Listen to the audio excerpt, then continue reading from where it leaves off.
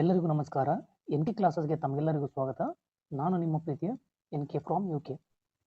ಕಳೆದ ತರಗತಿಯಲ್ಲಿ ನಾವು ಹಲವಾರು ಅಂಶಗಳನ್ನ ಡಿಸ್ಕಷನ್ ಮಾಡಿದ್ದೀವಿ. ಯಾವುದಂತಂದ್ರೆ ಎಕ್ಸಾಮ್ ಪ್ರಿಪ್ರೇಷನ್ ಆಗಿರ್ಬೋದು, ಎಕ್ಸಾಮ್ ಸಿಲೆಬಸ್ ಆಗಿರ್ಬೋದು, ಎಕ್ಸಾಮ್ಸ್ ಯಾವ ಥರ ಇರ್ತಾವ, ಈ ಥರ ಕಾಂಪಿಟೇಷನ್ ವಿಚಾರ ಆಗಿರ್ಬೋದು, ಈ ಥರ ಹಲವಾರು ಅಂಶಗಳನ್ನ ಪಾರ್ಟ್ 2 ಡಿಸ್ಕಷನ್ ಮಾಡೋ ಅಂತ ಹೇಳಿದ್ವಿ. ಅದಕ್ಕೋಸ್ಕರ ಇಂದಿನ ತರಗತಿಯಲ್ಲಿ ಕೂಡ ಮನ್ನಿಗಿಂತ ನೆಕ್ಸ್ಟ್ ಲೆವೆಲ್ ಪಾಯಿಂಟ್ಸ್ ಅದಾವೆ. ಯಾವ ಸ್ಟ್ರಾಟಜಿ ನಾವು ಯೂಸ್ ಮಾಡ್ಕೋಬೇಕು, ಅದರ ಸಲುವಾಗಿ ಎಕ್ಸಾಮ್ ಹ್ಯಾಕ್ ಮಾಡೋದನ್ನು ಒಂದು ನ್ಯಾಕ್ ಅದಂತ ಯಾವಾಗ ಗೊತ್ತಾಗದ, ಈ ಒಂದು ವಿಡಿಯೋ ಕಂಪ್ಲೀಟ್ ನೋಡಿದಾಗ ಮಾತ್ರ ಆ ನ್ಯಾಕ್ ನಿಮಗೆ ಗೊತ್ತಾಗ್ತದೆ, ಸಾಧ್ಯ ಆಗಿರ್ತದೆ. ಅದಕ್ಕೋಸ್ಕರ ಇಂದಿನ ತರಗತಿಯಲ್ಲಿ ಕೂಡ ಹಲವಾರು ಅಂಶಗಳನ್ನು ಡಿಸ್ಕಷನ್ ಮಾಡೋಕೆ ಹೋಗೋಣ. ಮೊದಲನೇದಾಗಿ ಪ್ರಿಪರೇಷನ್ ಅಂತಂದ್ರೆ, ನೀವು ಯಾವುದೇ ಒಂದು ಸ್ಪರ್ಧಾತ್ಮಕ ಪರೀಕ್ಷೆ ಆಗಿರ್ಬೋದು, ಯಾವುದೇ ಒಂದು ಕೆಲಸ ಆಗಿರ್ಬೋದು, ಏನೇ ನೀವು ಮಾಡ್ಬೇಕಂದ್ರೆ ಪ್ರಿಪ್ರೇಷನ್ ಯಾವ ಥರ ಇರ್ತದೆ ಅದರ ಮೇಲೆ ನಿಮ್ಮ ಔಟ್ಕಮ್ ಅಂದರೆ ಪ್ರೊಡಕ್ಟಿವಿಟಿ ಡಿಪೆಂಡ್ ಆಗಿರ್ತದೆ. ಅದಕ್ಕೋಸ್ಕರ ಯಾವುದೇ ಕೆಲಸ ಮಾಡ್ಬೇಕಂದ್ರೆ ಪ್ರೀ ಪ್ಲ್ಯಾನ್ಡಾಗಿ ಮಾಡಬೇಕು. ವಿತೌಟ್ ಪ್ಲ್ಯಾನ್ ಮಾಡಿದ್ದು ಅದು ಎಫೆಕ್ಟಿವ್ ಆಗಿ ಅಂತಂದ್ರೆ ಅದರ ಔಟ್ಕಮ್ ಅಷ್ಟು ಚೆನ್ನಾಗಿ ಬರೋದಿಲ್ಲ. Because of that reason exam preparation ಕೂಡ ಒಂದು ಪ್ಲ್ಯಾನಿಂಗ್ ಪ್ರಕಾರ ಮಾಡಬೇಕು. ಮೊದಲನೇದಾಗಿ stick on to particular exam. ಇವತ್ತಿನ ಜನ್ರೇಷನ್ ಯಾವ ಥರ ಆಗಿದೆ ಅಂತಂದ್ರೆ, ಒಂದೇದು ಗೌರ್ಮೆಂಟ್ ಕಡೆನೂ ಫಾಲ್ಟ್ ಆಗಿರ್ಬೋದು, ಸ್ಟೂಡೆಂಟ್ ಕಡೆನೇ ಫಾಲ್ಟ್ ಆಗಿರ್ಬೋದು. ಅದಕ್ಕೋಸ್ಕರ ಈ ಸದ್ಯ ಗೌರ್ಮೆಂಟ್ ಕಾಲ್ಫಾರ್ಮ್ ಆಗಿಲ್ಲ ಸರ್, ಮಲ್ಟಿಪಲ್ ಎಕ್ಸಾಮ್ ಫೋಕಸ್ ಮಾಡೋದಾಕದ್ರಿ, ಒಂದೇ ಎಕ್ಸಾಮ್ ಹೆಂಗೆ ಸ್ಟಿಕ್ ಆನ್ ಆಗೋದಾಕದ್ರಿ ಅಂತ ನೀವು ಕ್ವಶನ್ ಕೇಳ್ಬೋದು. ಇರಲಿ, ನಿಮ್ಮ ಕಡೆನೂ ತಪ್ಪಿಲ್ಲ. ಬಟ್ ಗೌರ್ಮೆಂಟ್ ಕಡೆ ಅಂತ ಗೌರ್ಮೆಂಟ್ ನಾವು ಏನು ಮಾಡೋಕ್ಕಲ್ಲ, ಸಿಸ್ಟಮ್ ಹಂಗಿದೆ ಅಂತಂದ್ಬೇಕು, ನಾವು ಅದಕ್ಕೆ ಹೊಂದ್ಕೋಬೇಕಾಗತ್ತೆ. ಅದಕ್ಕೋಸ್ಕರ ಲೇಟ್ ಆಗಲಕ್ಕ ಒಂದು ಎಕ್ಸಾಮಿಗೆ ಪ್ರಿಪೇರ್ ಆಗ್ರಿ. ಮಲ್ಟಿ ಎಕ್ಸಾಮ್ ಅಂತಂದ್ರೆ ಫಾರ್ ಎಕ್ಸಾಂಪಲ್ ಈಗ PSI ಕಾರಣ PSI ಹಾಕೋದು, ಆಮೇಲೆ PDO ಕಾರಣ PDO ಹಾಕೋದು, SDFD ಕಾರಣ ಅದನ್ನು ಹಾಕೋದು, UPSC ಬಿಟ್ಟರೆ ಒಂದು ಸುಮ್ಮನೆ ಟ್ರೈ ಮಾಡಿದ ಒಂದು ಚಾನ್ಸ್ ಅಂತಾರೆ ನಿಮ್ಮ ಫ್ರೆಂಡ್ಸ್ ಯಾರಾದ್ರು, ಅದನ್ನು ಹಾಕೋದು. ಹಿಂಗಾದಾಗ ಮೈಂಡ್ ಒಂದೇ ಕಡೆ ಫೋಕಸ್ ಆಗೋದಿಲ್ಲ. ಹೌದಾ? ಫೋಕಸ್ಡ್ ಆಗಿ ಒಂದೇ ಎಕ್ಸಾಮ್ ಪ್ರಿಪೇರ್ ಆಗ್ರಿ, ಲೇಟ್ ಆಗಲಕ್ಕ ಬಟ್ ಡೆಫಿನೆಟ್ಲಿ ಪ್ರೊಡಕ್ಟಿವಿಟಿ ಸಿಗುತ್ತೆ. ಅದಕ್ಕೋಸ್ಕರ 18 ಎಕ್ಸಾಮ್ ಅರ್ಧಂಬರ್ಧ ಪ್ರಿಪೇರ್ ಆಗೋಕ್ಕಿಂತ ಒಂದು ಎಕ್ಸಾಮ್ ಪರ್ಫೆಕ್ಟಾಗಿ ಪ್ರಿಪೇರ್ ಆಗ್ರಿ. ಹೌದಾ? ಅದಕ್ಕೋಸ್ಕರ stick on to a particular exam. Next second point, limited source. ಹೌದಾ? ಇದು ಮೋಸ್ಟ್ ಇಂಪಾರ್ಟೆಂಟ್ ಕಾಂಪಿಟೇಟಿವ್ ಎಕ್ಸಾಮ್ ಪ್ರಿಪ್ರೇಷನಲ್ಲಿ. ಯಾಕಂತಂದ್ರೆ ಈಗ ಕೆಲವೊಂದಿಷ್ಟು ಲೈಬ್ರರಿ ವಿಸಿಟ್ ಕೊಟ್ರಂತೂ ಹುಚ್ಚ ಮಬ್ಬ ಕೊಡಿ ಹಿಡಿತದ. ಹೆಂಗಂತಂದ್ರೆ ಒಂದೊಂದು ಸಬ್ಜೆಕ್ಟಿಗೆ ಒಂದಲ್ಲ 3-4 ಬುಕ್ ಆಥರ್ ಬುಕ್ಸ್ ಇರ್ತಾವೆ. ಫಾರ್ ಎಕ್ಸಾಂಪಲ್ ಈ ಒಂದು ಹಿಸ್ಟ್ರಿ ಬುಕ್ ತೊಗೊಂಡ್ರಿ 2-3 ಆಥರ್ ಬುಕ್. ಈ ಯಾಕೆ ಈ ಥರ 2-3 ಬುಕ್ಸ್ ಅಂತಾನೆ ಇಲ್ರಿ, ಇದ್ರಾಗ ಒಂದೊಂದು ಪಾಯಿಂಟ್ಸ್ ಇಲ್ಲ, ಇನ್ನೊಂದ್ರಾಗ ಆ ಪಾಯಿಂಟ್ಸ್ ಆಗಿರ್ತಾವ್ರಿ. ಅಲ್ಲೂ ಸಿಂಗಲ್ ಒಂದೊಂದು ಪಾಯಿಂಟ್ ಒಂದು ಇದರಿಂದ ಅಬ್ಸರ್ವ್ ಮಾಡ್ಕೊಳಕ್ಕೆ ಆಗದೇ ಇರೋ ಸಿಚುವೇಶನ್ದೊಳಗೆ ನೀವು 2-3 ಬುಕ್ಸ್ ಯಾವ ಥರ ಪಾಯಿಂಟ್ಸನ್ನ ಗ್ರಾಸ್ ಮಾಡ್ಕೋತೀರಿ ನೀವು? ಅದ್ರ ಸಲುವಾಗಿ ಯಾವುದೇ ಸಬ್ಜೆಕ್ಟ್ ತೋರಿ ಸಿಸ್ನಾಗೆ ಒಂದೇ ಬುಕ್ ಓದಿ ಪರ್ಫೆಕ್ಷನ್ ಆಗೋದು. ಹೌದಾ? ಸಪೋಸ್ ಯಾವುದೇ ಪಾಯಿಂಟ್ ಮಿಸ್ ಆಗಿತ್ತು ಅಂತಂದ್ರೆ, ನೋಡಿಗ ಅವ ಆ ಬುಕ್ದಾಗ ಪಾಯಿಂಟ್ ಆ್ಯಡೇ ಮಾಡಿಲ್ಲ ಅಂತ ಅವ್ರಿಗೆ ಆಥರ್ಗಳಿಗೆ ಬ್ಲೇಮ್ ಮಾಡೋದಲ್ಲ. ಹೌದಾ? ಆ ಎಕ್ಸ್ಟ್ರಾ ಪಾಯಿಂಟ್ಸನ್ನು ನೀವು ಗೂಗಲ್ ಮುಖಾಂತರ ಆಗಿರ್ಬೋದು, AI ಅದ, ಸೋರ್ಸ್ ಅದ, ಟೆಕ್ನಾಲಜಿ ಅದ, ಅದನ್ನೆಲ್ಲ ತೊಗೊಂಡು ನೀವು ಪಾಯಿಂಟ್ಸ್ ಎಡಿಷನ್ ಮಾಡ್ಕೊಂಡ್ರೆ ಆಯ್ತು. ಎಲ್ಲನೂ ನೀವು ಬುಕ್ಸ್ನಾಗ ಕೊಟ್ರೆ ನೀವೇನು ಮಾಡ್ದಂಗೆ ಕದ. ಅದಕ್ಕೋಸ್ಕರ ಯಾವುದೇ ಸೋರ್ಸ್ ಹೋಗ್ರಿ, ಲಿಮಿಟೆಡ್ ಸೋರ್ಸ್ ಇರಬೇಕು. ಅರ್ಥ ಆಗಿದೆ ಅಂತ ನಾನು ಅನ್ಕೋತೀನಿ. Next, notes making. This is the most important thing. Why? Because nowadays so many peoples they are not ready to make their own notes. ಹೌದಾ? ಯಾಕಂತಂದ್ರೆ ಎಲ್ಲನೂ copy, nothing but xerox notes ಆಗಿರ್ಬೋದು, ಬುಕ್ಸ್ ಆಗಿರ್ಬೋದು. ತರ್ತಾರ ಬುಕ್ಸ್ ಓದ್ತಾರೆ, ಬಡ ಅದನ್ನು ಓದೋದು. ಅದು ಬಿಟ್ರೆ ಕೋಚಿಂಗ್ ಸೆಂಟರ್ ಅಲ್ಲಿ ಇಲ್ಲಿ ಕೊಡ್ತಾರೆ, ಆ ನೋಟ್ಸ್ ಓದೋದು. ಅಲ್ಲ, ಬುಕ್ಸ್ ನೋಟ್ಸ್ ಎರಡೂ ರೆಡಿ ಅದಂತಂದ್ರೆ ನೀನೇನು ಮಾಡ್ಕೊಂಡಂಗಾಯ್ತು? ಇಲ್ಲಿ ನೋಟ್ಸ್ ಮಾಡೋದು ಕೂಡ ಒಂದು ಸ್ಟ್ರಾಟಜಿ ಅದ. ಹೌದಾ? ನೋಟ್ಸ್ ಮಾಡೋದ್ಗಳು ಹೆಂಗೆ ಮಾಡ್ತಾರೆ ಅಂತಂದ್ರೆ, ಈ ಒಂದು ಬುಕ್ಸ್ ಓದಾರ ಸೀದಾ ಆ್ಯಸ್ ಇಟ್ ಇಸ್ ಅದನ್ನು ಹೇಳಿಸೋರು.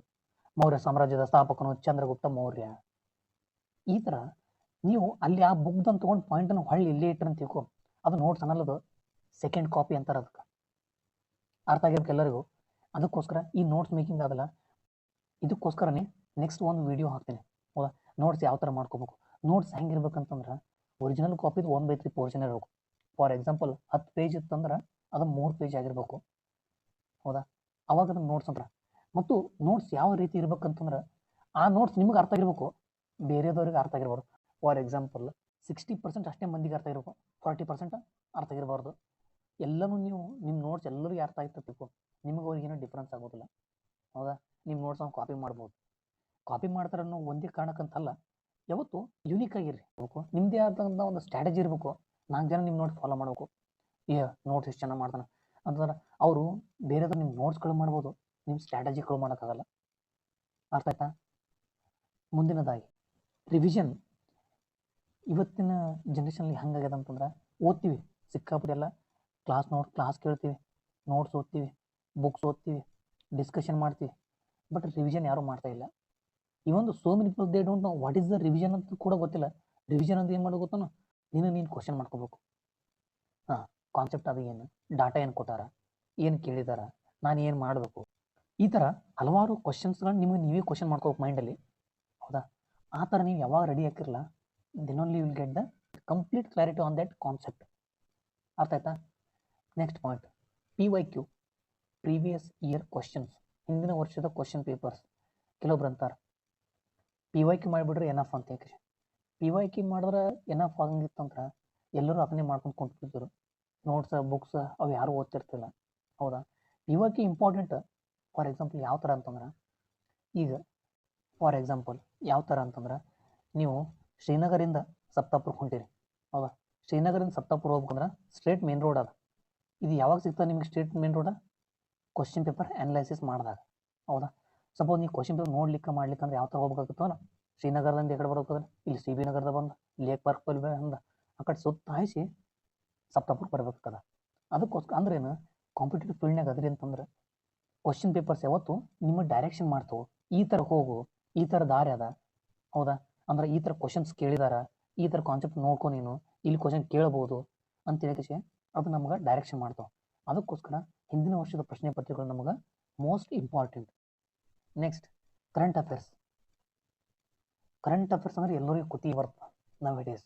ಯಾಕಂತಂದ್ರೆ ಎಲ್ಲಿ ಕರೆಂಟ್ ಅಫೇರ್ಸ್ ಎಲ್ಲಿ ಕೇಳ್ತಾನೋ ಮಾರ ಅಂತ. ಈ ಒಂದು ಆ ಕರೆಂಟ್ ಅಫೇರ್ಸ್ ಕ್ವಶನ್ ಯಾವ ಸಬ್ಜೆಕ್ಟಿಂದ ಬಂದದಂತ ಕೂಡ ಪ್ರಿಡಿಕ್ಟ್ ಮಾಡೋಕ್ಕೆ ಸಾಧ್ಯ ಆಗ್ತಾ ಇಲ್ಲ. ಅದಕ್ಕೋಸ್ಕರ ಕರೆಂಟ್ ಅಫೇರ್ಸನ್ನು ಯಾರೂ ನೆಗ್ಲಿಜೆನ್ಸ್ ಮಾಡೋಕೆ ಹೋಗ್ಬೇಡ್ರಿ.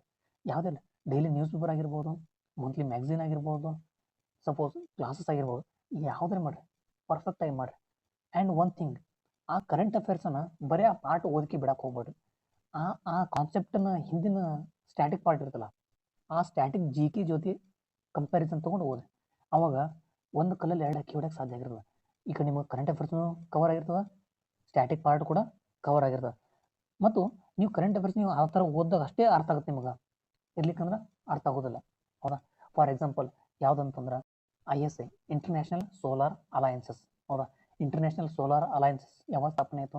2015 ಪ್ಯಾರಿಸ್ ಒಪ್ಪಂದದಲ್ಲಿ. ಯಾವ್ಯಾವ ದೇಶಗಳು? ಭಾರತ ಮತ್ತು ಫ್ರಾನ್ಸ್. ಭಾರತ ಪ್ರಧಾನಿ ಯಾರಿದ್ರು? ನರೇಂದ್ರ ಮೋದಿ ಅವರಿದ್ದರು. ಫ್ರಾನ್ಸ್ನ ಪ್ರಧಾನಿ ಇಮ್ಯಾನ್ಯುಯಲ್ ಮ್ಯಾಕ್ರಾನ್ ಅವರಿದ್ದರು. ಇವರಿಬ್ಬರು ಒಪ್ಪಂದ ಮಾಡಿಕೊಂಡು ಇಂಟರ್ನ್ಯಾಷನಲ್ ಸೋಲಾರ್ ಅಲಯನ್ಸಸ್ ಅಂದ್ರೆ ಅಂತಾರಾಷ್ಟ್ರೀಯ ಸೌರ ಒಕ್ಕೂಟವನ್ನು ಸ್ಥಾಪನೆ ಮಾಡಿದ್ರು. ಈ ಸ್ಥಾಪನೆ ಮಾಡಿದ್ರ ಸಲುವಾಗಿ 2019 ಇವ್ರಿಗೆ ಏನು ಮಾಡಿದ್ರು? ಚಾಂಪಿಯನ್ ಆಫ್ ದ ಅರ್ತ್ ಅಂತಕ್ಕಂಥ ಪ್ರಶಸ್ತಿಯನ್ನು ಕೂಡ ಪ್ರದಾನ ಮಾಡಿದ್ರು. ಕರೆಂಟ್ ಅಫೇರ್ಸನ್ನು ಈ ಥರ ಓದಿದಾಗ ಮಾತ್ರ ನಿಮಗೆ ಕಾನ್ಸೆಪ್ಟ್ ಅರ್ಥ ಆಗ್ತದೆ.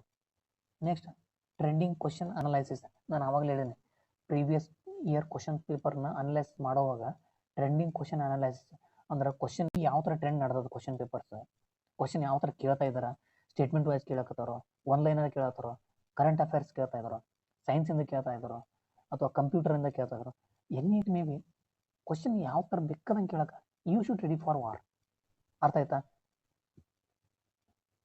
ಎಕ್ಸಾಮ್ ಬಂದು ಜಾಸ್ತಿ ಕರೆಂಟ್ ಅಫೇರ್ಸ್ ಕ್ವಶನ್ ಬಂದು, ನಾ ಕರೆಂಟ್ ಅಫೇರ್ಸ್ ಓದಿದ್ದೇ ಇಲ್ಲ, ನಾ ಸೈನ್ಸ್ನ ಓದಿದ್ದೆ, ಸೈನ್ಸ್ ಕ್ವಶನ್ ಕೇಳಿಲ್ಲ, ಒಂದೊಂದು ಮೆಂಟಲ್ ಎಬಿಲಿಟಿ ಕೇಳ್ಯಾನ. ನೀವು ಎಕ್ಸಾಮ್ ಬಂದ ತಕ್ಷಣ ಅವ್ರ ಮೇಲೆ ಬ್ಲೇಮ್ ಮಾಡಬಾರ್ದು. ಆ್ಯಕ್ಚುಲಿ ಕುಣ್ಯಾಗ ಬರ್ಲಿಕ್ಕೆ ನೆಲ ಡೊಂಕ್ ಅಂತಂತಾರೆ. ಹೌದಾ? ಹಂಗಾಗ್ಬಾರ್ದು. ನಿಮಗೆ ಬಿಡ್ಸಕ್ಕೆ ಅಂತಂದ್ರೆ ಕ್ವಶನ್ ಪೇಪರ್ ತೆಗೆದವ್ರ ಮ್ಯಾಗ, ಬೋರ್ಡ್ ಮ್ಯಾಗ ನೀವು ಬ್ಲೇಮ್ ಮಾಡಬಾರ್ದು. ಹೌದಾ? ನೀ ರೆಡಿಯಾಗಿ ಒಟ್ಟು ಬೇಕಾದಂಗೆ ಕ್ವಶನ್ ಕೇಳಿಲ್ಲ. ಹೌದಾ?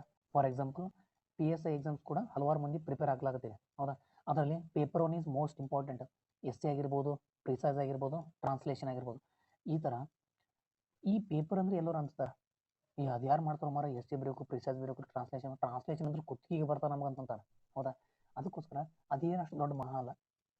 ಚೆನ್ನಾಗಿ 1 ತಿಂಗಳ ಕನ್ಸಿಸ್ಟೆನ್ಸಿ ನೀವು ಪ್ರಿಪೇರ್ ಆದ್ರೆ 6 ತಿಂಗಳು 1 ವರ್ಷ ಅಂತಿಲ್ಲ, 1 ತಿಂಗಳು ಏನಪ್ಪ ಚಂದಗೆ ಸ್ಟ್ರಾಟಜಿ ನೀವು ಅರ್ಥ ಮಾಡ್ಕೊಂಡ್ಬಿಟ್ರಿ ಅಂತ ತಿಳ್ಕೊ, ಪೇಪರ್ ತಾನೇ ನಿಮಗೆ ಈಸಿ ಆಗಿ.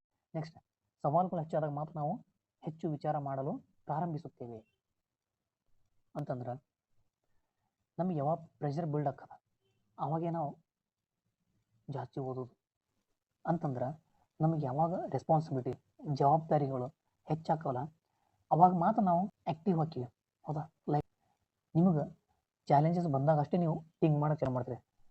ನಮ್ಮ ಕಡೆ ಅಂದ್ರೆ ಗಡ್ಡಕ್ಕೆ ಬೆಂಕಿ ಅಂತ ಬಾಯಿ ಹೂಡ್ತಾರಂತಾರಲ್ಲ, ಹಂಗೆ ಸವಾಲುಗಳು ಇರ್ಬೇಕು. ಯಾವತ್ತು ಚಾಲೆಂಜಸ್ ಇರಬೇಕು. ಚಾಲೆಂಜಸ್ ಇದ್ದಾಗೆ ನಾವು ಅದಕ್ಕೆ ಸೊಲ್ಯೂಷನ್ ನೋಡ್ತೀವಿ. ಹೌದಾ? ಚಾಲೆಂಜಸ್ ಇರ್ತದೆ ಒಂದು ಫ್ಲೋದಾಗ ಗ್ರಾಫ್ ಒಂದೇ ಲೆವೆಲ್ ಲೈನ್ನೇ ಮಾಡ್ತಿದ್ದಕ್ಕೋ ನಾವು ಅದ್ರ ಬಗ್ಗೆ ವಿಚಾರ ಮಾಡೋಕ್ಕೆ ಹೋಗೋದಿಲ್ಲ.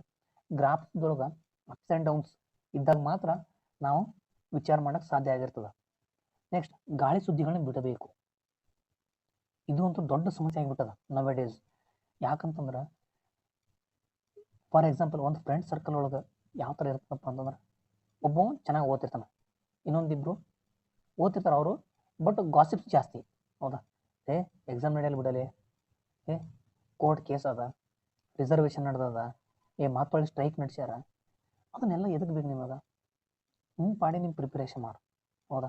ಗಾಸಿಪ್ಸ್ ಒಟ್ಟ ತಲೆ ಕೆಡ್ಸೋಳಕ್ಕೆ ಹೋಗ್ಬೇಡ್ರಿ. ಬೇಕಾದ್ರೆ ಕಾಲ್ಪರ್ ಮಗಲ್ಲ ತಲೆ ಕೆಡ್ಸೋ, just focus on your karma. ಹೌದಾ? ನಿಮ್ಮ ಕೆಲಸದ ಮೇಲೆ ಅಷ್ಟೇ ಫೋಕಸ್ ಮಾಡಿರಿ. Just focus on your work.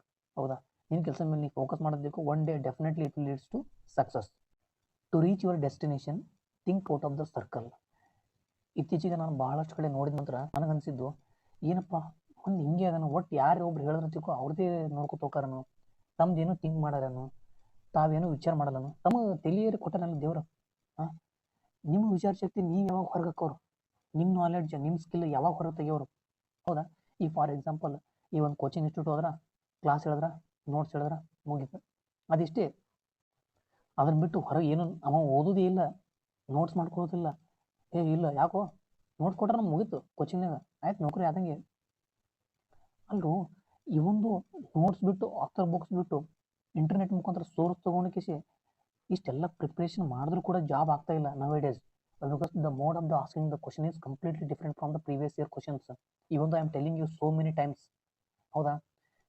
ನೀವು ಯಾವತ್ತು ಥಿಂಕ್ ಮಾಡ್ತೀರಿ, ಮಲ್ಟಿ ಡೈಮೆನ್ಷನಲ್ ವಿಚಾರ ಮಾಡಬೇಕು.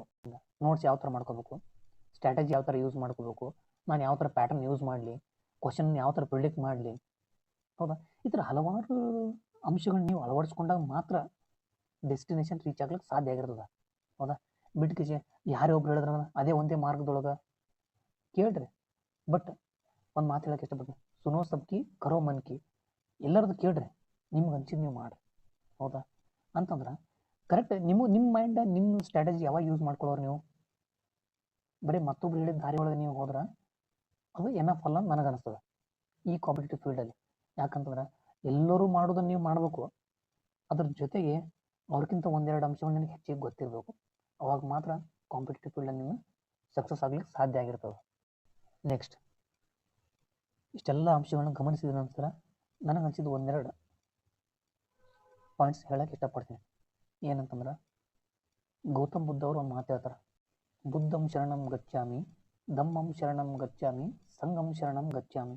ಅಂತಂದ್ರೆ ಬುದ್ಧಂ ಶರಣಂ ಗಚ್ಚಾಮಿ, ಬುದ್ಧನಿಗೆ ಶರಣಾಗು. ಬುದ್ಧ ನಥಿಂಗ್ ಮಾಡಿ ಗೌತಮ್ ಬುದ್ಧ ಅಂತಲ್ಲ, ಯಾರೇ ಆಗಿರ್ಬೋದು, ನಥಿಂಗ್ ಮಾಡಿ ಗುರು.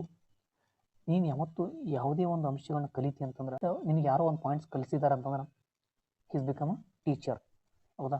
ಅವ್ರು ದೊಡ್ಡವರಾಗಿರಲಿ ಸಣ್ಣವರಾಗಲಿ, ನೀನೊಂದು ಅಂಶವನ್ನು ಎಲ್ಲಿಂದ ನಾವು ಕಲ್ತಿದೆ ಅಂತಂದ್ರೆ ಗುರುಗಳಾಗಿರ್ತಾರೆ. ಯಾವುದೋ ಒಂದು ಸಣ್ಣ ಅಂಶವನ್ನು ನೀನು ಸಣ್ಣವರಿಂದ ಆಗಿರ್ಬೋದು ದೊಡ್ಡವರಿಂದ ಆಗಿರ್ಬೋದು ನೀನು ಕಲ್ತಿದ್ದೀಯಾ ಅಂತಂದ್ರೆ ಅವ್ರು ನಿನಗೆ ಗುರು ಆಗಿರ್ತಾರೆ.